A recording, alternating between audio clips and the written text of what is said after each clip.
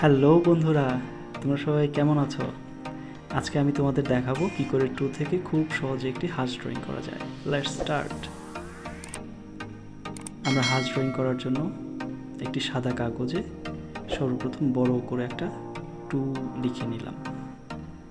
আমাদের 2 লেখা হয়ে গেলে তারপর 2 এর উপরের অংশ থেকে হাঁসের একটা গলার শেপ আমরা ড্রয়িং করলাম। আমাদের গলার শেপ হয়ে গেল। এবার গলার শেপের অংশ থেকে 2 এর শেষ মাথা পর্যন্ত সেই লাইনটা আমরা জয়েন্ট করে দিলাম। এখন হাঁসের পিঠের অংশ আমরা ড্রয়িং করলাম, তারপর ঠোঁট এবং চোখ আমাদের ড্রয়িং করা হয়ে গেল। হাঁস যেহেতু পানিতে থাকে, সুতরাং আমরা একটা পানির শেপ দিয়ে দিলাম। আমাদের হাঁস ড্রয়িং শেষ হয়ে গেল। এবার আমরা হাঁসে কালার করব। এখানে আমরা যে কোনো কালার ব্যবহার করতে পারি। আমরা এখানে কালার হিসেবে হালকা সবুজ কালার নিলাম। ছোটদের ড্রয়িংয়ে সাধারণত উজ্জ্বল কালার ব্যবহার করা ভালো, তাহলে ড্রয়িংটা অনেক ভালো দেখায়।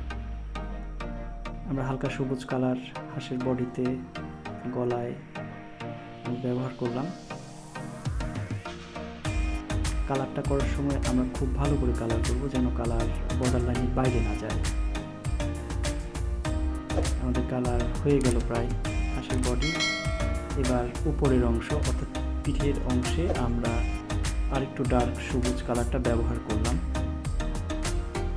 আমরা ঘষে ঘষে সুন্দর করে, যেন বাইরে না যায় এবং ভিতরে কোনো গ্যাপ না থাকে, এভাবে আমরা কালার করব। হাঁসের কালার শেষ হয়ে গেল। এবার আমরা পানিতে কালার করব। পানিতে আমরা নীল কালার ব্যবহার করলাম।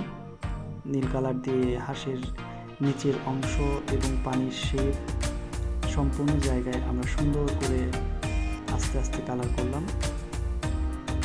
আমাদের পানির কালার হয়ে গেল। বন্ধুরা, আমাদের শেষ হয়ে গেল হাঁস ড্রয়িং এবং কালার। আমরা আগামী ভিডিওতে দেখব কিভাবে 3 থেকে খুব সহজে প্রজাপতি ড্রয়িং করা যায়। বন্ধুরা, তোমরা ভালো থেকো এবং সাবস্ক্রাইব করে আমার চ্যানেলের পাশেই থেকো। টাটা।